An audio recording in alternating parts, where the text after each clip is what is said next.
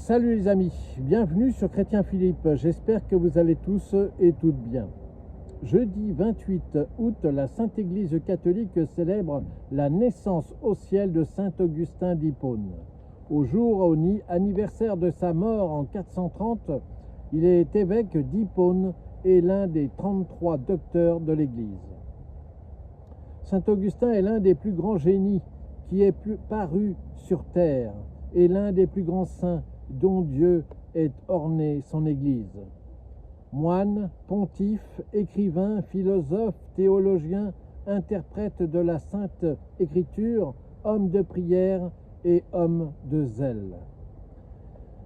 Augustin naît à Tagaste en Afrique en 354, et s'il reçut de sa sainte mère Monique les exemples de la vertu, hélas, il n'en fut pas de même de son malheureux père. À l'histoire des égarements de cœur et d'esprit du jeune et brillant étudiant. Mais enfin, après 30 ans de larmes versées par sa mère, Dieu fit éclater aux yeux d'Augustin les splendeurs de la vérité et des vertus, et le prodigue se donne à Dieu. C'est à Milan, sous l'influence d'Ambroise, qu'Augustin était rentré en lui-même.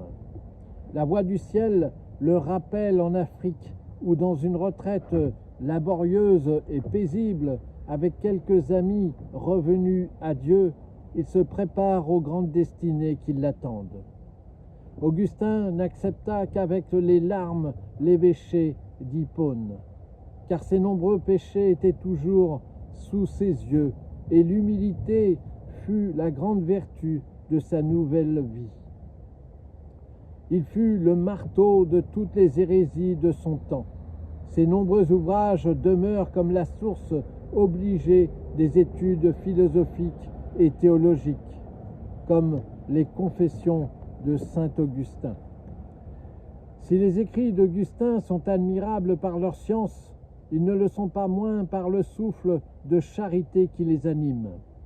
Nul cœur ne fut plus tendre que le sien, nul plus compatissant au malheur des autres, nul plus sensible aux désastres de la patrie, nul plus touché des intérêts de Dieu, de l'Église et des âmes. Il passa les 10 derniers jours de sa vie, seul avec Dieu, dans le silence le plus absolu, goûtant à l'avance les délices de l'éternité bienheureuse.